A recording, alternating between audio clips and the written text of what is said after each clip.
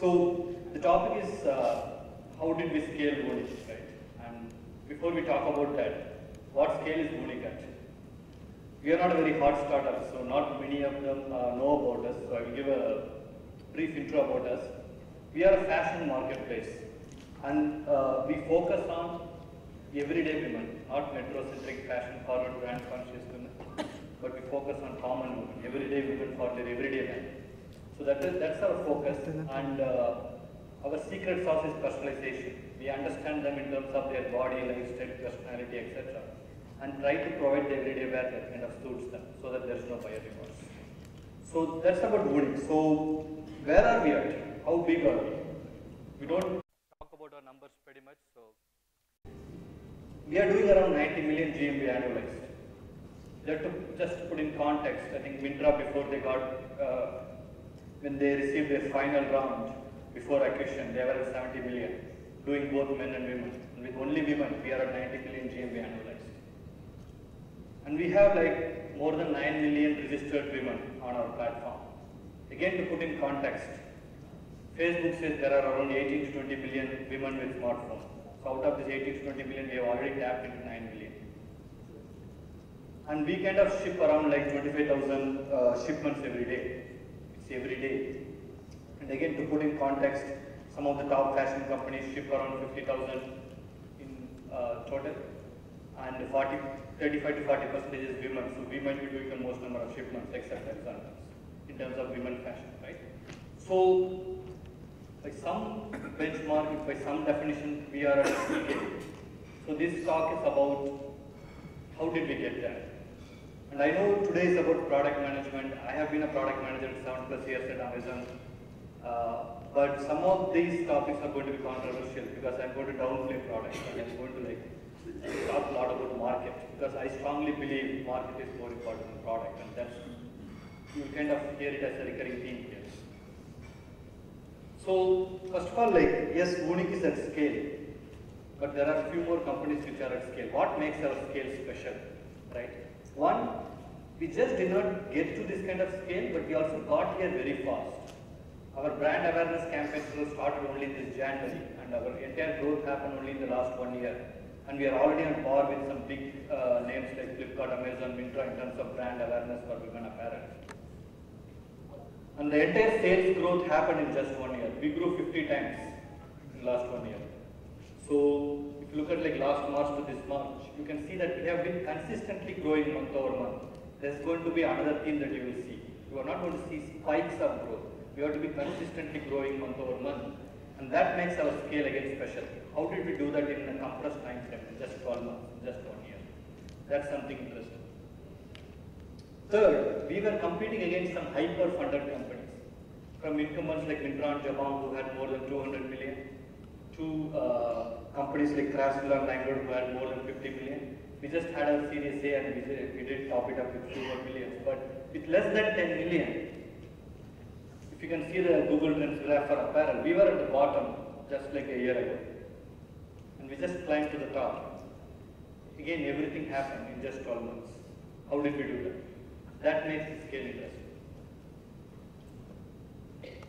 And again, the team that did it, no hi-fi founders. We are very ordinary people. We don't have IIT backgrounds. 80 to 85% are freshers from tier 2, tier 3 colleges. That makes up the team. Nobody has any e-commerce experience, e-commerce background. So again, we will be debunking the myth that you need a great founding team or a great team with IITs and IIMs to make things happen. So how did we do that with a very ordinary team? That's another thing that makes this scale interesting that we can talk about. Again, I said except me, I have ISB degree, so disclaimer. And I returned from US in 2013. I knew no VCs. Navneet again had no VC connections. So we had to struggle through our every funding round. We had no VC connections. We did not know anybody. We got our entire funding through contests and competitions and cold calls. So again, we are going to debunk the myth that if you are competing with somebody who has a lot of connections, you are kind of disadvantaged. No. So that's what makes this scale interesting, right? Founders with no connections, with very ordinary team, mostly freshers from tier 2, tier 3 colleges, going against hyper-funded companies with 50 to 200 plus million funding, and the ability to do that in just a short time frame, in 1 year, right? Those are the kind of learnings that I'm going to teach. And mostly these are very Wooning specific, right? It might or might not work for you. So you take it a pinch of salt, like apply your own thoughts on whether this is applicable to you or not, right? So how did we do that, right? So let's rewind to 2013 when we started this company. I returned from India and Navneet was working at Freshdesk, and we both went to college together, our UG, again a tier 2 college in Tamil Nadu. So we both knew each other for 15 plus years, so we thought like we can start a company together. So we assembled a founding team, and one big learning from there is the founding team should have a very good chemistry. I knew Navneet for 15 plus years. One other developer again was our classmate. The other developer, Navneet, and he had very good chemistry. Both the stylists had worked together for 4 or 5 years. The support people had worked together and knew each other. This was a team where everybody kind of at least knew each other. So there was a very good chemistry, and that's very important because I see some startups who try to prove to themselves. I want to prove to my co-founder. I want to prove to my team, right? If you start proving to your team, then you are not going to prove to the world, right? So first thing is like you should start having a chemistry where you ignore what your team thinks about you, and you just start doing the right thing. So yeah, so we got started. So we had some idea, right? The whole idea is like, you don't need to be a geek to buy a laptop. Why should you be a fashionista to buy fashion? It's a simple idea, but we strongly believed in it. In fact, I had 2 choices. Most of my experience was in payments. So I could start a payment startup, and funding everything will be easier because I have so much experience, I have domain knowledge, I knew the pain points, I can go and solve for it. Or there was this idea which I had no connection with. I don't know anything about fashion. Even in Amazon, my experience was more with payments. So I don't know much about e-commerce, especially Indian e-commerce. But this was an idea that I was passionate about. So luckily, I think the good thing that I did was I chose the second idea, which I was passionate about, even though I did not have any domain expertise there. Right? Why is that important? Right? Unless if you religiously believe in your idea, you are going to hear so many naysayers. First 10 you will ignore. The next 50 you will start doubting yourself. Next 100, next 1000. And everybody says, no, this is not going to work. No, this is not going to work. Almost every VC I met when I returned from India suggested me to do something else. Everybody said, this is not going to work. Look at Fab, it's not working. Look at Guild, it's not working. Product discovery doesn't work. Right? So there are going to be like hundreds of naysayers. And that's the first block that you have to kind of overcome. And you cannot do that if you do not religiously believe in your idea, if you are not passionate about that, right? So luckily we had that idea. So we put together a team, we launched a minimum viable product. Again, we did not have everything automated. Our whole idea is to have a styling platform which understands women in terms of their body, lifestyle, personality, budget preferences, etc., and recommend the right stuff. But we didn't build the platform. First, we wanted to test it out. So we launched a minimum viable product to collect data. At the time, we did for both men and women. And we launched the product, right? And then what happens? No order comes, right? You wait for the first day, 0 orders, second day, 0 orders, third day, 0 orders, fourth day. Don't get any orders. And even your friends and family who visit your website, they don't buy from you, and you ask them like, hey, don't you think this is such an amazing concept that you are having personal styling and a stylist hand-picked clothing? And they didn't care much about it, right? Now, most of them will say pivot. Again, if you strongly believe in an idea, you will go through this phase without pivoting. Because pivoting is easier, right? Like, he comes from Freshdesk, so I could have pivoted to a SaaS solution which was hot in 2013. E-commerce was the most, there was bloodbath happening there. Or I could have pivoted to a payments idea, but we again believed in that, right? So we started doing a little bit of hacking and cheating, right? We said, let's spend some 2,000, 3,000 rupees in Facebook. Let's get some traffic. I think the key lesson there is you have to keep the team busy. Once some traffic starts coming in, then what happens is the team starts working, right? They start looking at the analytics, they start looking at the conversion funnel, they start looking at how to go about doing SEO. So slowly, like, orders start coming in, right? The 2,000 rupees helped to give the confidence to the team that there is something here, right? And there again, we decided that we are a small team, let's not focus on too many things. So we just looked at our customer acquisition cost, and women were much cheaper than men, which kind of indicated that they were reacting much more favorably to our value prop. So we just decided to focus on women alone. We cut down men. And again, we said, whatever we do, we'll do one thing at a time. Marketing, we did only Facebook, no Google, nothing. And for next 1 year or even 18 months, we did only Facebook, not even Google, right? So because we believe that, again, coming from product management fundamentals, you do one thing at a time, you learn about it a lot. You conquer that before you move into adjacent segments or adjacent marketing channels or adjacent things, right? So that again helped us a lot. So we focused on women only, and we focused on Facebook as a marketing channel, and the order started trickling. And then another thing that we did was, okay, so now orders are coming, and we are working on it. So how do we go from there, right? So we picked growth as a single important metric.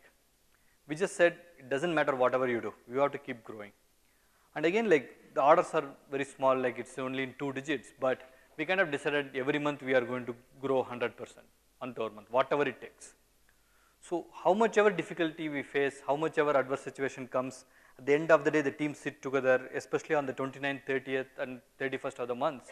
They just don't sleep, and they just do whatever it takes, and it's not just one single answer on how it happens, right? When you have the intent, it happens. So even if it is 99.9%, we don't accept. We said, let's hit 100% and then go to sleep, right? So you do whatever it takes. Maybe at the end of the day, at a very small scale, you place an order for yourself, it makes it 99.9 to 100%, right? But whatever it. So you become obsessed with growth, and that became part of our culture today. Even today, if you look at, like, there are months where we have difficulties, the team just, even if it's a weekend, team just sits here on the 29th, 30th to make sure we hit our monthly goal. So that becomes very important. If you have the intent, it will happen, right? So we started becoming obsessed with growth. And then we raised our seed round, right? And how did we do that? We didn't have any connections. We didn't have any idea how to go about it. So because we didn't know anybody, what we decided was, we will take again, I as a CEO said, like, I will just take whatever chance that comes on my way. Any VC, any analyst, anybody connected to the VCs, I just go and meet everybody. I was just taking chances, any competition. So in that, there was one competition run by Bloomberg TV called The Pitch. Again, I and Navneet debated about it because it was happening in Mumbai. I have never traveled to Mumbai, so this was the first time. Just for a competition, should we travel, right? So we decided, like, okay, let's just take a chance. And we went to the show, and it's a reality show. I don't know how many of you are aware of it. So finally, they picked 10 entrepreneurs, and they run a 10-week program where every week they will eliminate one person. So finally, at the end of the day, whoever remains, they become the winner. And the winner gets the seed round check from Seed Fund. So that's how we got our seed round. So we participated in that, and actually speaking, I got eliminated like 2 or 3 weeks before the finals. But then there was, to make it dramatic, I think they had a wild card entry, and I went there, and somehow I won, right?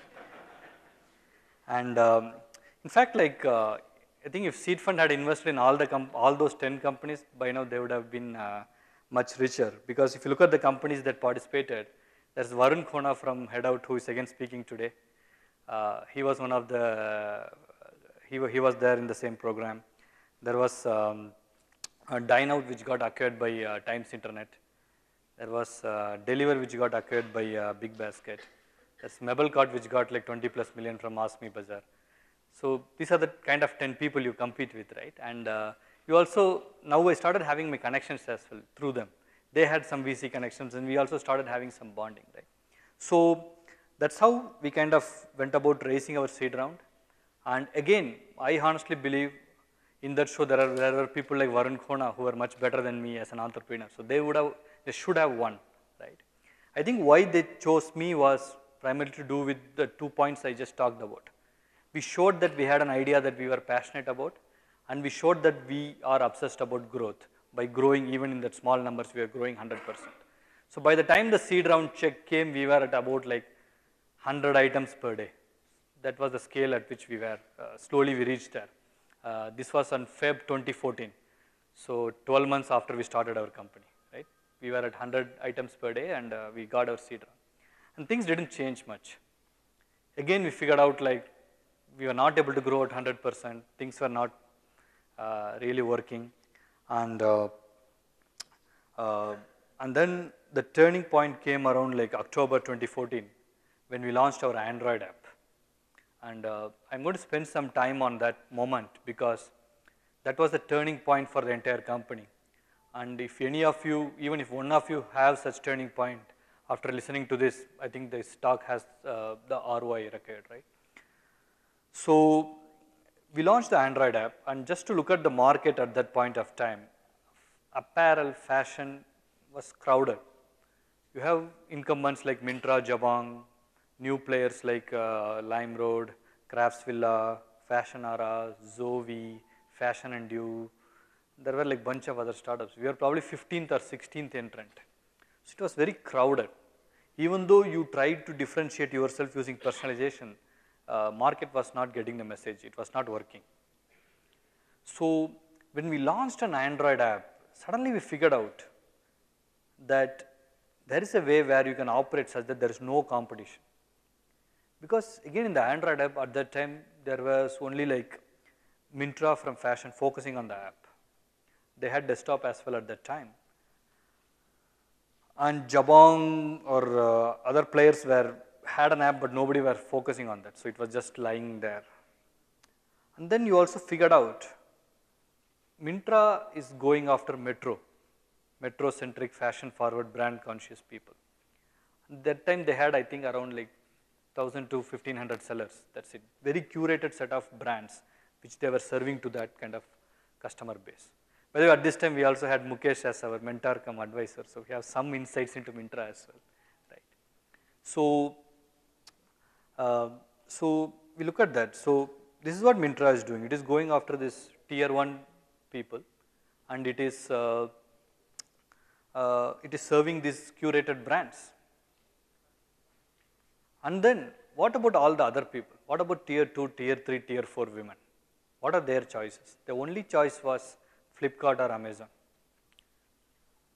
And there, the experience was very horizontalized, right? The filters won't work, the search won't work, because if you're looking for that particular floral pattern, pink kurti, you will not be able to find it, right? Because all their personalization, discovery, everything was built in a horizontal fashion.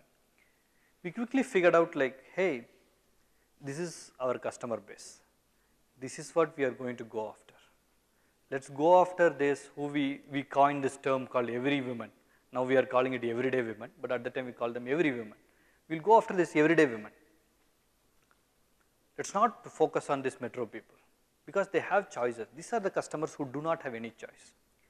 Then your whole thought process changes. We again are a tech company, we are not a fashion company. So in terms of our priorities, we immediately look at, okay, how do we do that? Myntra gets all the structured data from brands, so they can make the filters work, they can make the search work. We are getting from this unbranded sellers, they don't give you the data. How do you make it work? Then you start working on image recognition. So today we have the world's best image recognition system. Sellers did not give us any information. We just learned from the image. And we also did an acquisition in that space called Trialcart, which helped us a lot. So we start building that tech. We start building like courier networks, whatever, right? And another point is like, at that point of time, we did not have our own direct sellers. We started as an affiliate business, because to build a marketplace, you need both supply and demand. You cannot build both at the same time. So we were building demand. For supply, we were depending on our partners like Jabong, Snapdeal, Fashionara, who were doing the shipping for us. So that also helped us to focus just on this particular problem. What does this customer want? How do we go about solving their discovery needs? So that is the key message from this talk, right? We knew who our customers are. Whoever knows that will win. So our customer base is this tier 2, tier 3, this is from a focus group, tier 2, tier 3, tier 4 women. And we know who our customers are not. Like these are not our customers. This is I think a Myntra or a Flipkart ad. When you look at them, we clearly saw a difference. Who is our customer, who is not. That realization drove us to product market fit. That moment, that aha moment was the turning point. After that, there was no looking back. So before we start focusing on growth hacks, can I change the button color, can I change the messaging, can I change the website layout? We changed our website 3 times, we didn't see any improvement, okay. So website layout change, app layout change, launching new layout, nothing will help you guys, right. So it's about that moment where you understand, okay, this is the customer base and I'm going to offer something which is not offered by others. Then even if you screw up a couple of times, they will give you another chance because there is no alternatives, right. With this understanding, you start building like, and to arrive at that, again, coming from Amazon, we don't want to worry about our competition, right? But we want to keep track of them. At any given point of time, I will know how many orders Amazon did today, how many orders Myntra did today, LimeRoad did today, Craftsville did today. We had all the competitive data on our fingertips, right? Most of them just use serial order numbers. So we place an order every 12 o'clock. So we just divide, we just take the difference and we know how many orders they processed on a particular day, right? Or if somebody who has not done that, we will do some other thing, right? But we were always on top of like, what is this competition? How are they doing? Where are they going? What is their value prop? What is working for them, right? So knowing your who your customers, knowing who is not your customer, and knowing about your landscape, I wouldn't call them competition, but knowing about the players will kind of help you offer a solution to a market such that there is no alternative. That's the key lesson for us, right? And we'll talk about few other things that we did right, but this is the main message, right? The moment we got it right, the moment we launched our Android app, we got our Series A from Sequoia, right? So the moment you have that clarity, you start getting to product market fit much faster, and then like the scale starts happening, right? And a few other things we did. Once we understood like, okay, this is the market that we are going after, this is the product, we start measuring everything. Whatever is measurable, we start measuring. And for every team, we gave them a 50-inch TV. Like you have to put something on the TV which is visible to everybody, right? So you can see this teams having TVs on the desk and TVs on the wall. So we gave a TV to everybody. We just said like, you have to put your metrics here. We just want to like start looking at like what your metrics are, right?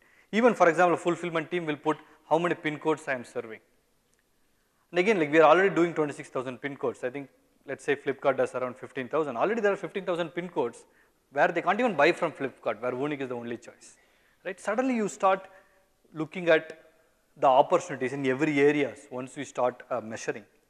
The other thing about measuring is like, you always measure in terms of input goals, right? If you kind of go and talk about output goals, if you tell them that you are responsible for GMV, you are responsible for sales or for customer service, then they will come back and say this was not under my circle of influence. So you always give input goals. And what we said was, hey, even if your results are bad, that is fine. If you go back and do this, what will you do differently? And if somebody answers nothing, then we'll still promote them, we'll still reward them. We don't care about the output. So one example I can give is like, let's talk about our launch of TV ad, which we did around Jan. Now, TV ad is not under our circle of influence. Is it going to be a hit? Is it going to bring us sale? Is it going to work or not? We don't know that, right? But what we decided was, we will not take any shortcuts. Working with Sequoia's marketing team, what we did was, what does that mean, not taking any shortcut? How do you go about creating this TV ad? Let's say we have to select a creative agencies. We said, okay, who are the best creative agencies? These are the top 5 best creative agencies. And again, they have all the branches. Mumbai is their best branch. So the entire team traveled to Mumbai. We are based out of Bangalore. And we had all these 5 agencies come and pitch. Even there, what did we say? What does it mean not taking any shortcut while pitching? Which means their CEO and their NCD has to come, National Creative Director. So for all these companies, we do not allow any company where the CEO and the NCD cannot come for pitching. And before pitching a week, I traveled and met every single one of them. And I talked about Vunic. We talked about what is the market that we are going after, who is our customer, who is not our customer, what is our value prop. So everybody laughed at it when we said we are going to launch with Farah Khan. But my customer does not have an ideal body shape. I cannot use Deepika Padukone or Katrina Kaif. That's not my customer. She has flaws. So we have to choose somebody who she can relate to. Even if you look at our concept, even the models that we used, we were very, very clear. They have to be in everyday situation, in a sabzi mandi or in a garage when she goes to get her bike repaired or in an office. So we were very, very sure that this is not a regular fashion ad. So in every state, same with the media spending, we did analysis. We had 2-3 analysis. Like we had a company which did TV analytics for us. We developed our own in-house analytics. We knew exactly the moment a spot airs, we know whether that spot was successful or not. The moment it airs, the next minute we will know. We had kind of connected it to app spike, app download spike, to Google Trend spike, to every spikes. So we exactly know, like, I knew on the first day, Ye Rishta Kya Kehlata Hai is the best show for my ad. And we kept on doing that. And it never reduced its ROI, right? And the part is the actual media planning agency did not give us that. The other thing that we did, again, we went back. What does it mean, no shortcuts? Involving customer in the process. We asked the customer as a question when they come to our website. What programs do you watch? What music channels do you watch? So there, Rishta Kehlata Hai came in the top, but our media agency said, like, probably you should do it in the movies. Probably we should do, you have limited budget. Probably you should do for in these music channels. We said, no, let's focus on one thing. Let's focus on Saas Bahu serials. Let's cut down on all the other things, right? In fact, a lot of Sequoia portfolio companies went and I think fought with Sequoia, saying, how did you give them so much money to do the ad when you did not allow us to do? What we actually did was took lesser money than what they had, but just spent on one thing, again, doing one thing at a time, right? So it's important that we measure everything, and whenever you assign these numbers as goals to people, assign only input goals, not output goals. That's another key learning for us, right? And coming to product management, my entire product team is kind of discouraged from launching any new features. In fact, I don't recall when we launched our major feature in the last 12 months. We don't launch any feature. They are measured on basis point improvements. Every day you get like small, like 0.1, 0.2% improvement in conversion, improvement in search results, improvement. So you keep on doing that for 1 year. Suddenly you see our conversion actually like went 3 to 4 times in the last 12 months. It went up. But it was all coming from the small basis point improvements. Now what does it do? If I launch a feature and if it is successful, it's very easy for a Myntra or a Jabong or a Craftsville to just copy and launch that feature, right? But when you grow conversion like this with basis point improvements, it's like pregnancy. To do that, they also have to spend that 12 months. They do not get any time lead just because they have more funds. So the entire product management team was measured on the basis point improvements. If somebody comes and says, let's launch a WAP Lite, my product management team will say, no, we will improve the current WAP issues. So that's how they always think about. And WAP Lite will come at the right point, which is we are actually about to launch that. But the part is like we kind of discouraged and made sure that people are not spending time on the big bang feature releases. So that's another one. And how do you find people, right? Again, I said we had only people with no background, no experience, tier 2, tier 3. Again, in one way, again, I am thankful to Next Big What, right? Here is where I found my head of marketplace, Rameshwar. So I think when I came here to meet Sequoia, he was the one arranging people to meet Sequoia, right? He was just saying like, you go first, you go next. Actually, I was running late for that meeting. And in that 30 minutes, I got like 50 missed calls from Rameshwar. So I was just coming in an auto and every moment he was calling, you are going to miss this guy, you are going to miss this guy, you are going to miss this guy. And I arrived here, I actually missed that guy. But luckily there was one more person from Sequoia, I ended up meeting him and finally we ended up securing investment. But I liked that follow-up skill and how he was passionate about startups and how he was passionate about people. So we got him as business development.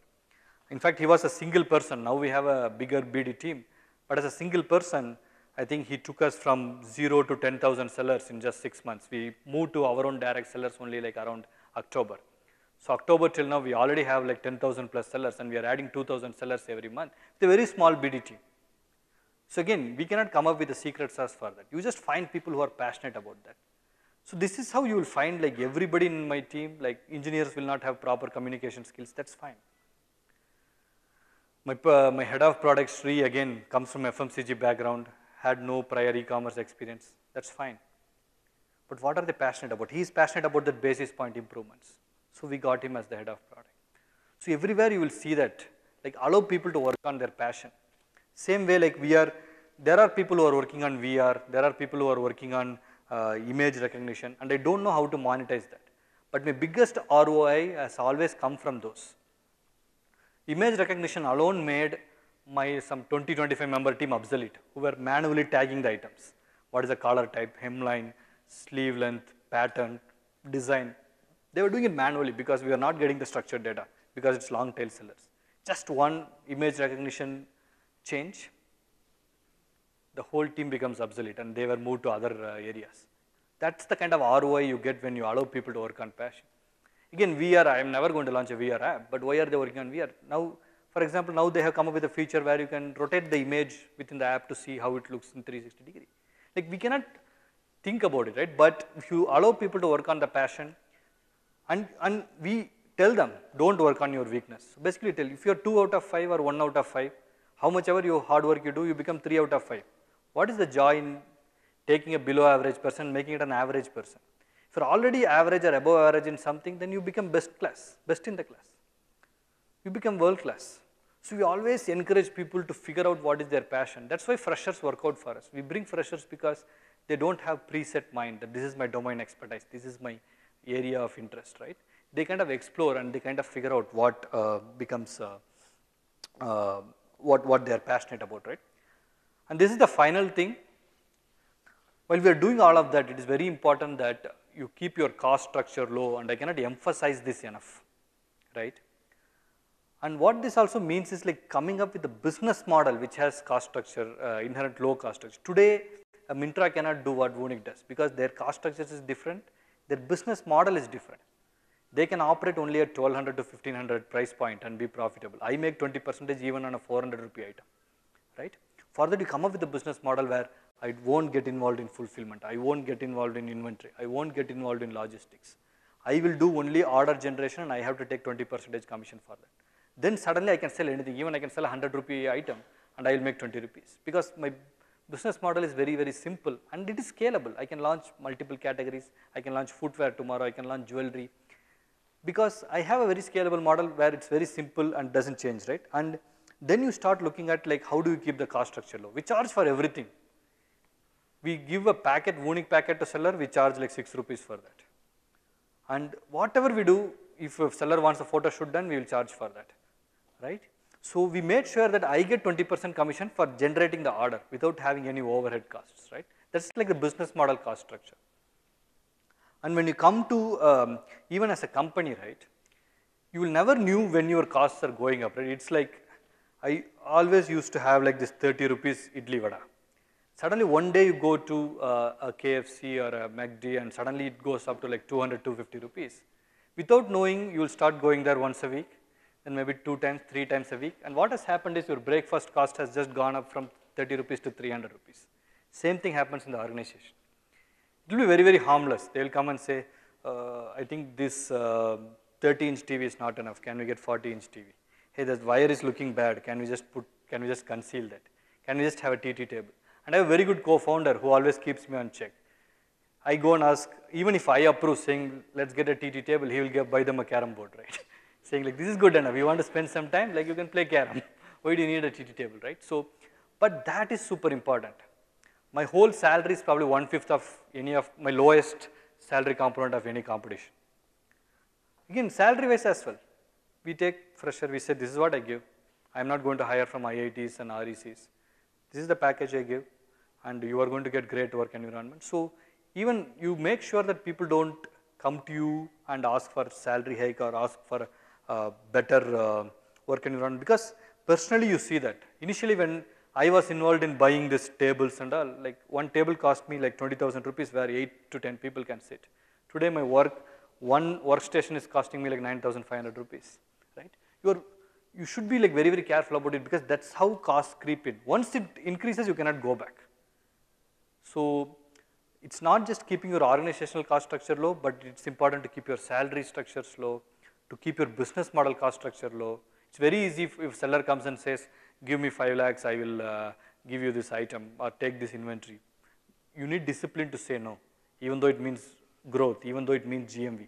Because when we look at growth, we differentiate between what is high quality growth, what is low quality growth. The way we do it is we take this GMV and divide it by the marketing spend. One of our competition, let's say they do 100 crores and they spend like their burn rate is 5 million a month, you divide it and see this is their growth, right? And you take our burn and then you divide our GMV and we look at this. How do we grow our high quality, how do we get high quality GMV? High quality growth is the search. And when Ashish talks about Cockroach founder, I think all that realization from Unicorn to Cockroach is that, hey, not all GMVs are equal. There's a high quality GMV, there's a low quality GMV. There's a high quality growth, there's a low quality growth. Suddenly that realization is coming in, which we always had from the beginning, right? So that is again helping us. And to easily remember this, these are the same things that I tell my company people. So we made it our core values. We kind of expanded the word VUNIC. V stands for velocity, always work on optimize for speed. And we tend to say that no decision should make more than 24 hours. If it takes more than 24 hours, it escalates to me. So we want to operate like a 24-hour company, right? So O stands for obsessed with growth. The next O stands for oiled mission. Always think about, that's one thing I did not talk about because it is not directly related to growth, but it's also super important when you build products. You think through all the edge cases, all the error cases. You need not build for that, you should be aware of that, right? So that's the oil mission. N for nice, again I did not talk about it, but I come from Amazon where in every meeting people just yell at each other, shout at each other, and I never liked that environment. So we said, even if my product gets delayed by a week, that's fine, don't shout at each other. Always respect each other and be direct, don't sugarcoat, but make sure that you respect the other person. In fact, when I get into very tough conversations, I start with that, especially with third-party people. We are going to enter a very tough conversation, but I understand that I have a very high respect for you, and I know that you have very high respect for me. And whatever happens in the next 1 hour should not alter that. And then you have a very tough conversation. Immediately after, you take them for a coffee and talk about their family, movies. It kind of settles, right? So being nice, that's N. Intense focus, which is basically doing one thing at a time. We did only Android app for 1 year. We went app only 6 months before Myntra did. We launched desktop 6 months before Myntra did. Now we will be launching Vaplite next month, which Myntra will launch in 6 months, right? So, but you do one thing at a time. Even though a lot of people give a flag to Myntra for being app only, see our realization, as you saw, product market fit went when we went app only, when we went to Android, when we figure out suddenly there is no competition, everybody else is focused on desktop, right? Without that we couldn't have achieved. For us app only worked. Without that we couldn't have reached here, right? So doing one thing at a time, that's intense focus, and K is keep expenses low. So velocity, obsessed with growth, oiled mission, nice, intense focus, keep expenses low. That's what we tell our new recruits. That's what we tell our team. This is our secret sauce. This is how your performance management happens. Not by how much sale you brought, not by how good you did. You are going to be measured by your input goals, your intent, by these parameters, right? So finally, I will leave with this one, a bit controversial. Team is not at all important. Idea is not at all important. Whatever you say, product is also not important. What is important is picking a big market and offer a solution that has no alternative. We went after tier 2, tier 3, tier 4 women, offered unbranded clothing which nobody was offering. And this is a very big market. Organized clothing for women is only 5 to 10%. That's what everybody is fighting, not just Myntra, Jabang, the newcomers like ABOF, AGO, everybody. There's a 90% market where nobody is fighting. Nobody wants to go there. Big market. You offer a solution where there is no alternative. Even if your product sucks, you will survive. Even if your team sucks, you will survive. A lot of products start like that. Look at Quicker, look at OLX, look at Freecharge. They'll start as an average product and they become very good product, but by the virtue of going after a market which is very big. And it need not be a market that exists. For example, we converted an offline market into online. Uber, Airbnb all created a market. However you look at the market, it has to be large enough and it has to give you a space such that there is no alternative, right? To put it in some other harsh words, pick a market such that you can win with a lousy product, lousy team and lousy execution. If any startup comes and says, so I meet a lot of startups, right? somebody will come and say, I'm going to win because I have the greatest team. I will say, okay, bye. I am going to win because I have a kick-ass product. I will say, bye, right? I'm not saying go and build a lousy team. Go and build a lousy product. Make your execution lousy, right? The first step that you are going to do is picking a market. There, assume that it is going to be lousy. The end of the day, if you end up with a great product, it's a bonus. You end up with a great team, it's a bonus. But don't depend on that. Market selection is the first step in kind of starting a startup. And when you pick the market, if you are careless, however good your product is, team is, execution is, you will still fail. And I have seen so many great startups, great teams, great ideas fail because they did not care about market. Some people don't even have an answer about what is your market, right? And they think it's only for VCs to worry about, right? No, this is the only thing that matters.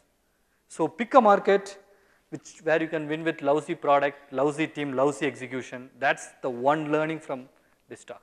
Thank you, guys.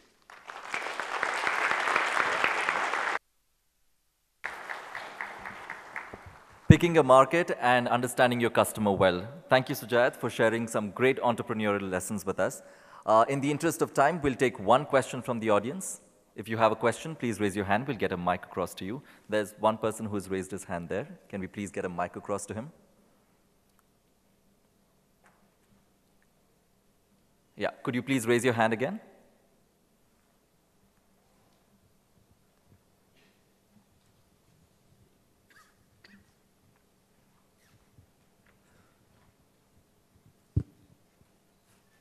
I mean, firstly, thanks a lot. I mean, it was a great talk and really some super insights there. But my question, my name is Arka Bhattacharya. I'm from Vanguard Business School. And I had a question related to the app-only milestone where, you were talking about how you reached there before Myntra. And a couple of companies have gone app-only and then Myntra has rolled back and there's some doubt. We did as well. We relaunched the desktop as well. So, but basically my question is, the app-only, does it have a lot of data points, and is this going to be the norm going forward for most, I'm just, your view on whether app only is something that's important to experiment with, or is it kind of going to be the norm going forward? What's your view on that one? See, I think very few companies have data which is at least more than 15 plus months on app only. Vunic, Myntra, very few companies, right? So there are a lot of things which people do not understand, even when I read blogs, even when I read people talking about. There is one very key piece that everybody misses, right? Which is what happens to the retention. So the app gives you very good retention initially. These people are going to come to you every day, right? Your DAE to MAU will be like going through the roofs. And slowly, people will start uninstalling for various reasons. And after 15 months, when you look at the data, you will realize that there's no way to reach to them, unlike a desktop or a mobile website where you always focused on bringing them back as well. In app, you take them for granted. And because of that, a lot of companies are willing to pay a higher customer acquisition cost for app. Even till date, in terms of unit economics, our app unit economics are like 2 times, 3 times better than a desktop or a mobile website, right? Still, we are investing on making desktop and mobile website work, and we believe we can make the unit economics work like what it has. So we are almost profitable in app.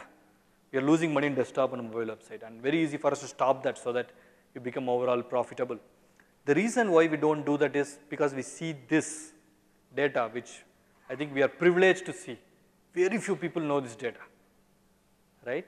What happens to these app cohorts after 15 months, after 12 months? And then how do we get them back? So suddenly now these users are willing to come back, but only if you have a website. They no longer want to have your app. What do you do then? You don't offer them a choice, then you are going to lose that loyal customer, right? So I think when you look at the data, it's self-evident. Unfortunately, we do not have that much data across. And yes, absolutely, like anybody who looks at the first 6 months data, everybody will say app only, because it's so attractive, right? And then after you see 15 months, so Myntra is very right in doing whatever they do, because only now also they are seeing the data as well, and it's not going to change much between Vunic and Myntra. Everybody is going to go through the same cycles, right? So when you see that, you will realize that why desktop is important, why mobile website is important, offering them a choice. Still, I'm not saying, I still support app first as a strategy. It brings in a lot of discipline in how you do things. But in terms of app only, like keep your other channels open, you will understand why after 12 months, if you're working for long term, right? So that's how I would answer that. Thank you. Great. Thank you, Sujat. Here's a small token of appreciation from Indigo Nation. Thank you so much.